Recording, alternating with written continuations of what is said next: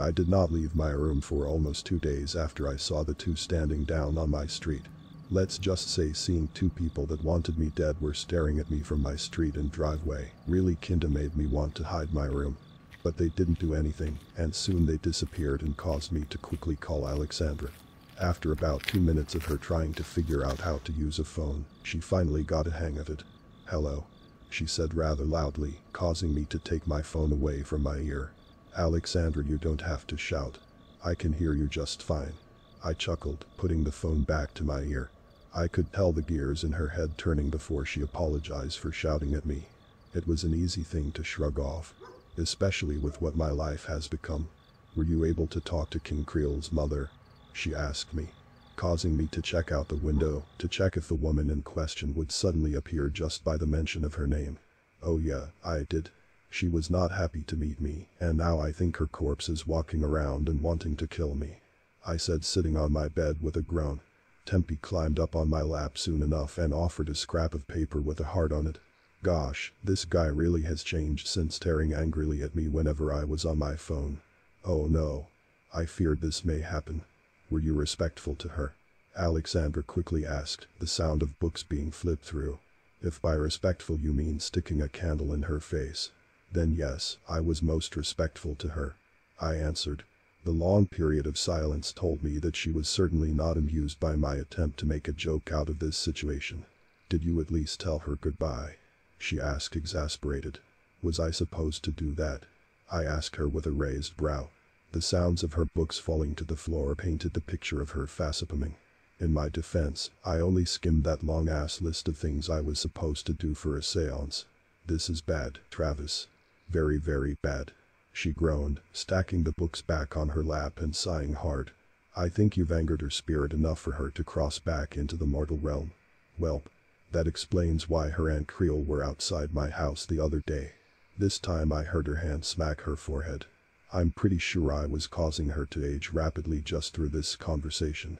"What else did you screw up?" Her tone was one of worry. Fair enough, at this point, I belong in a Looney Tunes episode with how incompetent I was in doing all of this. "I met a black guy with a top hat and smoking a cigar that told me where Mama Creel was buried," I said. Once again all her books fell to the floor. I'm guessing she stood up from the chair she was sitting in. "You what?" she shouted, causing me to pull the phone away again. "Did you meet Baron Samedi without even knowing it?" Now I've heard that name before. Mostly thanks to you guys and my previous attempts of escaping the half-priced voodoo store. He's a voodoo loa. Basically a spirit. He's the spirit of the dead, so kinda makes sense I found him in the graveyard. I guess I did. He blew smoke in my face and showed me where Mama Creel was buried. Then he was gone," I told Alexandra, who was quickly running around and probably finding a book on Loas. I waited for her to finish before I asked her, "Why? Can he help me, or am I going to have an evil voodoo god on my ass as well?" "He might be able to help you, but you need to do it very carefully and don't screw it up," she said in a disappointed mother's tone. Agreeing, I pulled a notepad out and started to scribble what she told me. "You need to offer him cigars, rum, coffee, or even simple bread. Then he might decide to help you." "Might? What do I gotta offer him, a human sacrifice too?" I asked skeptically, only to be yelled at to take this seriously. Pouting as I wrote down her instructions, I finally got everything written down and hung up on her with the promise that I wouldn't fuck this up. Heading downstairs, I went into my dad's office and opened up his cigar box, shoving a couple into my pockets and borrowing his Zippo lighter. Looking around in his liquor cabinet, I was annoyed to find no rum, so I hoped that the cigars were enough. Telling my mom I would be back, she warned me about the fact it was going to rain, but I shrugged it off. That's what hoodies are for after all. Running off towards the cemetery again, I checked around the alleyways and lampposts to make sure the gruesome duo weren't anywhere near me.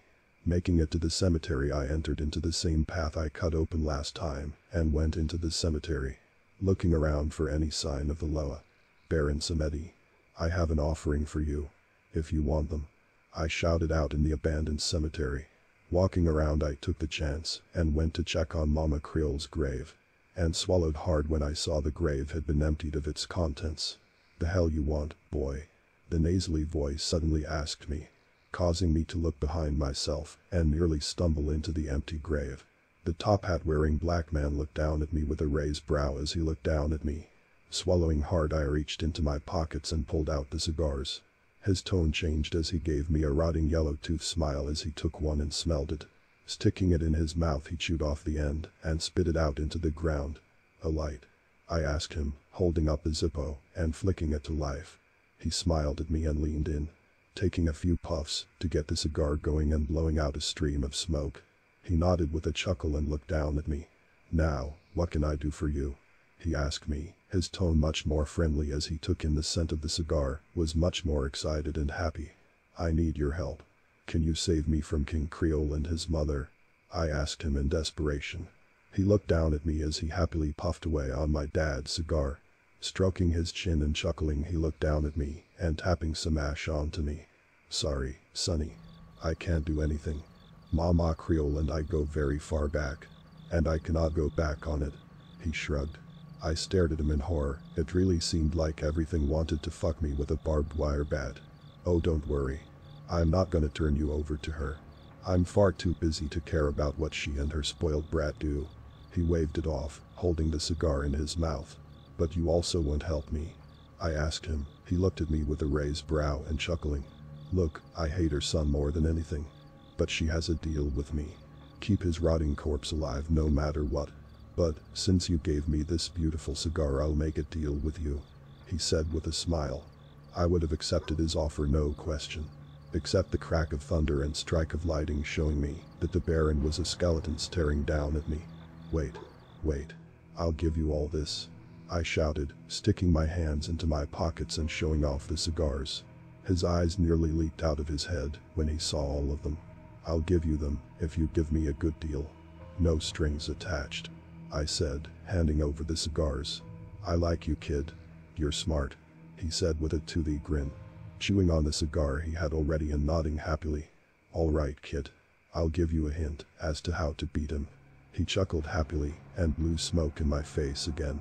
"Force him in the ground. I'll take care of the rest," he said with a smile. I stared at him in confusion, but when he blew smoke in my face I coughed up a storm. And when I saw that he was gone I sighed hard in annoyance. I hate riddles. Walking back home as the rain started and thunder cracked loud, I looked down at the ground as I thought of the riddle. I stepped in puddles as I made it to my neighborhood. And when I got to my house I froze in place, as my front door was open and split in half. Rushing inside, I looked around the house in horror as I looked for any sign of my mother. And I found her all right. "Travis, my boy." A familiar voice greeted me.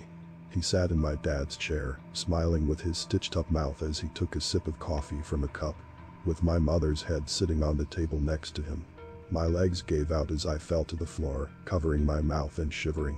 "Your mother makes a beautiful cup of coffee. Shame this was her last one." He giggled, smiling at me and standing up, tossing the cup to the floor and walking over to me. "You fucking monster," I screamed, standing up and rushing to tackle him, only to be stuck in the back of the head and falling next to him. Looking up, I was met by a tan-skinned woman dressed in one of my mother's dresses. Her hair was black and curled as she looked down at me like she'd stepped on a bug. "Sweetheart, are you sure he's the one you want to keep?" she asked Creole, handing him the item she had hit me with, which turned out to be his cane. He happily took the item and pushed my cheek hard with it as he put his weight against him. "Yes, Mom. Since he took Mary away from me, I want him to be her replacement," he said with a smile, replacing his cane with his dress shoe, grinding it into my face and chuckling all the while. "You piece of shit," I snarled, trying to push him off of me, only for me to get hit on the head again with his cane. That certainly brought back some fun memories. "You'll never get away with this. I swear to God I'll rip you to fucking pieces," I screamed at him. Both he and his mother were smiling at my pathetic attempts to escape. I knew I had to do something, and the item in my pocket was the only thing I could think of. Reaching into my pocket, I brought the Zippo out and lit it up and put it up to Creole's suit pants. "You little shit," he screamed, pulling his foot away and slapping the growing flames on his legs. His mother gasping and trying to help him put the fire out. Pushing myself up and heading towards the stairs, I ran up to my room and slammed the door, huffing hard as I shoved a door against it. I slid down the door as I shivered at the thought of my dead mother. I curled up hard and planted my face into my hands. I wish I could shed a tear for her. My button eyes prevent me, but my body still acts as it can cry. The sound of them slamming against my door and clawing at it caused me to stand up and look around the room. I saw Tempe jumping up and down on the desk, pulling my attention over to him. I went over to him and picked him up, shoving him into my pocket and scribbling down a note for my dad. Hopefully, he could read my horrible handwriting. Going to the window, I stepped out of it and crawled across the roof, heading down the drain pipe and running away from my house as fast as I could. I arrived at the house of Alexandra and Olivia and stumbled into Alexandra's arms as I cried into her, barely being able to tell her what had happened. She quickly took me inside and sat me in a chair, running off to get me some towels. Sitting there and crying into my hands, I felt some arms wrap around me. Looking up from my hands, I saw it was Olivia hugging my leg to try and make me feel better. Smiling a bit, I pat her head and reached into my pocket, showing off Tempe to her, which caused her to gasp and ask to play with him. As Alexandra arrived with towels, she wrapped me up in them and sat next to me with a hard sigh. She hugged me and assured me I was safe here. She patted me on the back and tried to get me to tell them what had happened. He cut my mother's head off, and his mother isn't a rotting corpse anymore. She's got skin and shit now. I mumbled, pulling the towels wrapped around me tighter. I lit him on fire again and ran off, I said sadly, looking up to her and sighing hard. It doesn't surprise me. She is a master at voodoo and most likely only appears to be human again. She most likely is using a spell to appear human again, Alexandra explained, rubbing my shoulders lovingly, trying to keep me from breaking down and crying all over again. Did you get in contact with Baron Samedi? She asked. Yeah. He's got a deal with Mama Creole to keep Charles alive. He only offered help with a stupid riddle, I said with a sigh, looking up at her when she made a gesture to tell me what it was. Force him in the ground. I'll take care of the rest, I explained. She looked at me and stroked her own chin in thought, looking at me and asking Olivia to get her one of the books on her table. She nodded, carefully putting Tempe down on the table and grabbing the book, running over and handing it to her mother. She thanked her daughter and flipped through the book. He is the Loa of the dead. My best guess is to put King Creole in the grave.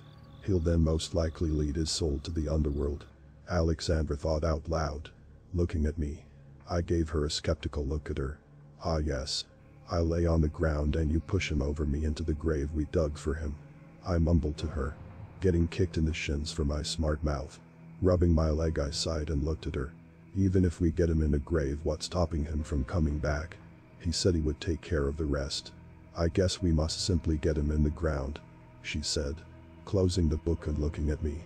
Our silence was broken by the window being broken, and my mother's head rolled to my feet.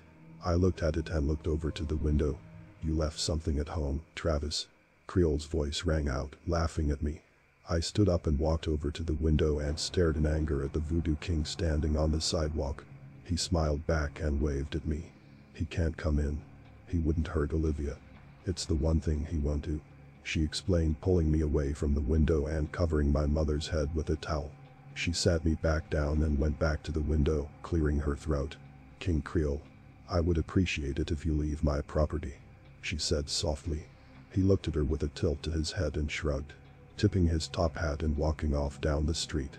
He'll still find a way to get in, I said with a mumble, looking at the lump of a towel on the floor, curling up in the chair and sighing hard.